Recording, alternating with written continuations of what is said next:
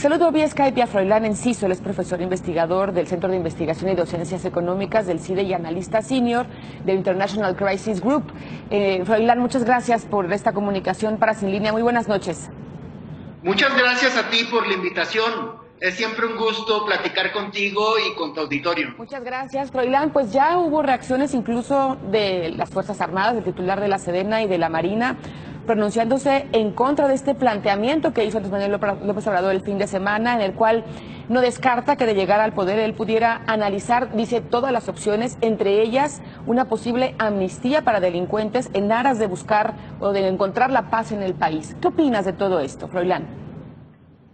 Pues evidentemente López Obrador está buscando diferenciarse de sus contrincantes políticos en un momento en el que muchos de los partidos, muchos de los políticos nacionales están apostándole a una ley como la Ley de Seguridad Interior, en la que se perpetúa el militarismo como la única manera para combatir el crimen, para combatir el problema de las drogas. López Obrador decide diferenciarse, decide tomar un discurso completamente diferente, un discurso que pone el énfasis en el diálogo y en un diálogo muy radical. Él plantea incluso un diálogo entre las víctimas de Guerrero, víctimas de violencia como los 43 estudiantes de Ayotzinapa, con victimarios que pudieran tener información que ayudara, que pueden llegar a ayudar a pues tener verdad en estos actos de violencia.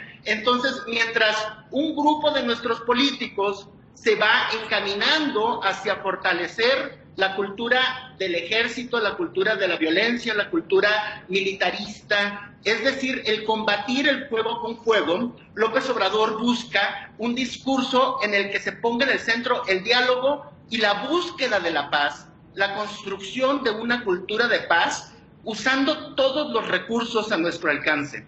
Entonces yo creo que pues es una apuesta atrevida. No me parece extraño que el secretario de la Defensa Nacional se esté ahorita pronunciando en contra, porque lo que está proponiendo López Obrador pues es básicamente lo contrario a la cultura de guerra, lo contrario a lo que hacen los ejércitos. Está proponiendo una cultura de paz.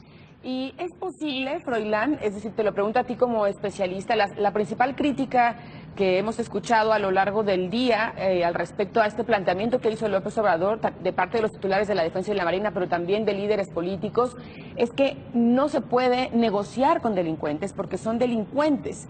¿Qué ejemplos hay en otros países de procesos como este y en qué han terminado? Y lo que te preguntaba al principio, ¿es una propuesta que es viable o lo dijo López Obrador a la ligera o le falta decirnos los detalles de su idea? O en ese sentido, ¿qué piensas?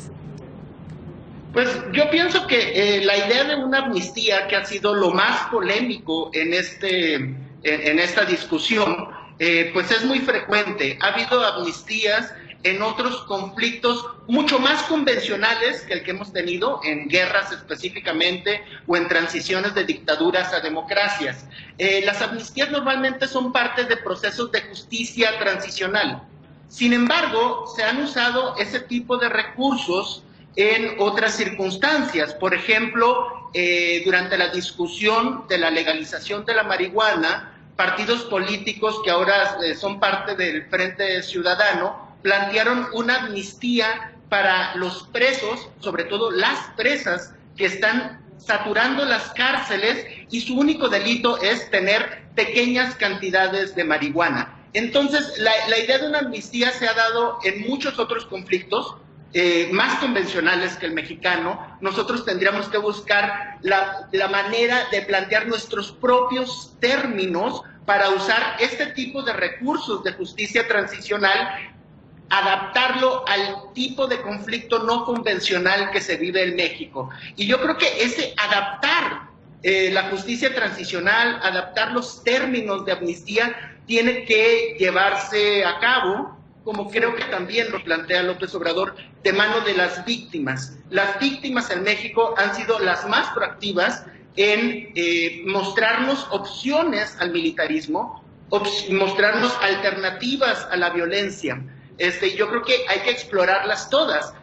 Algo que sería muy triste que ocurriera y que siguiera ocurriendo y que ocurriera específicamente mañana con la posible aprobación de la Ley de Seguridad Interior es que perpetuemos el discurso de la guerra y no nos abramos a otras opciones políticas, a otras formas de ver este conflicto en que estamos metidos, como el posible diálogo con los criminales. Se dice, con los criminales no se puede dialogar. Con los criminales, incluso se ha dicho, algunos políticos mexicanos han dicho que los criminales solo se merecen la muerte, que se merecen la pena de muerte, que la única manera o la única interacción que podemos tener con criminales es, pues, básicamente, pues, darles la pena de muerte. Incluso hay gente que dice que los derechos humanos no son para los humanos, sí. No son para para los criminales, son para los humanos. Como discursos muy radicalizados de la cultura de guerra. Entonces, pues yo saludo que haya por lo menos ahora algunas opciones políticas o algunos políticos que estén planteando una opción a la perpetuación del militarismo, a la perpetuación del discurso de guerra, como que el que promueven desde la Sedena y la Secretaría de Marina, tristemente. Froilán, por último, pero negociar con integrantes del crimen organizado no nos llevaría, en todo caso, a una llamada Pax Narca, que pudiera después tener consecuencias graves, o sea, que tranquilizara las cosas por un momento, pero que después se descompusiera todo de nuevo? No, bueno, es muy diferente. Una amnistía, hay que decirlo, no es lo mismo que impunidad. El procesar este conflicto por medio de medios militares, sí. Eso sí es como casi asegurar la falta de contrapesos y la falta de procedimientos democráticos. Una amnistía puede presuponer una investigación, puede presuponer llevar los casos a tribunales y en tribunales hacer negociaciones a cambio de información, por ejemplo. Es algo que se hace en Estados Unidos todo el tiempo, posiblemente lo hagan ahora con el Chapo Guzmán, o lo hicieron ya con uno de los hijos de el Mayo Zambada. Una amnistía no es lo mismo que impunidad, y una amnistía tampoco es lo mismo que pactar con el narco. Pactar con el narco es históricamente, yo lo he estudiado bastante, sí. Pactar con el narco es lo que hemos tenido en los regímenes del PRI, principalmente. En los años 80, la Dirección Federal de Seguridad, desde la Secretaría de Gobernación, pactaba con narcos.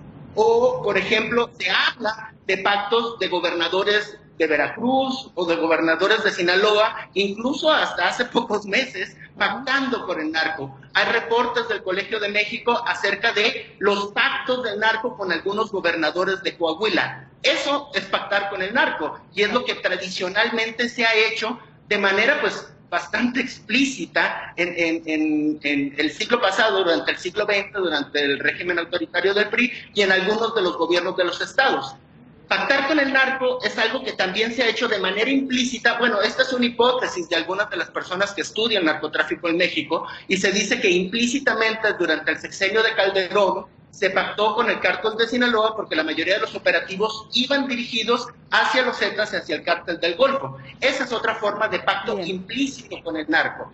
Pero en este caso no se está planteando un pacto con el narco o una pax narca, sino el tratar de sacarle a los victimarios la información que permita llegar a la verdad y la justicia.